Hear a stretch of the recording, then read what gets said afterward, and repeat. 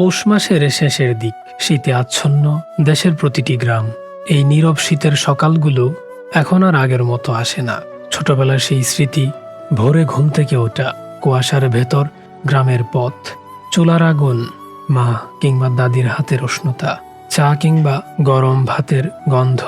ছোটবেলায় ঘুম ভেঙে যেত সেই কাক ভোরে, আর এই শীতে এখন ঘুম থেকে উঠতে উঠতেই 8টা-10টা।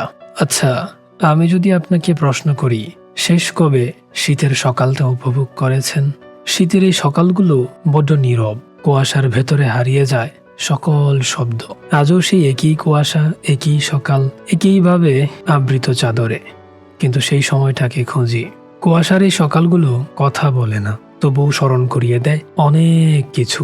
একটু পেছনে ফিরেই দেখুন না, কিভাবে চলে গিয়েছে শেষ 10টা বছর, অথচ মনে হচ্ছে সেই কয়েকদিন আগের কথা।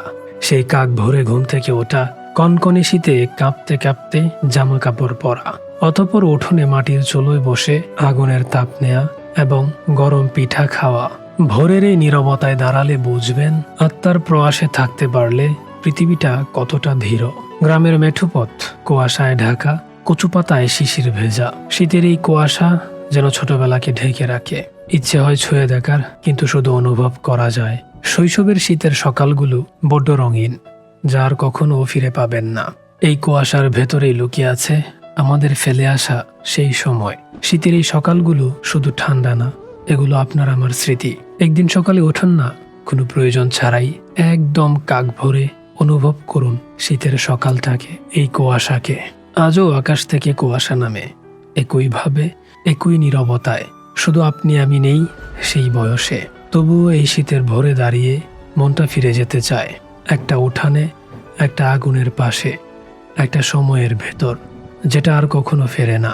কুয়াশা সরে যাবে, সূর্য উঠে যাবে, দিনও শুরু হবে, কিন্তু সেই ভোর, সেই নীরব স্মৃতি, সেই কুয়াশা সবসময় মনে থেকে যাবে।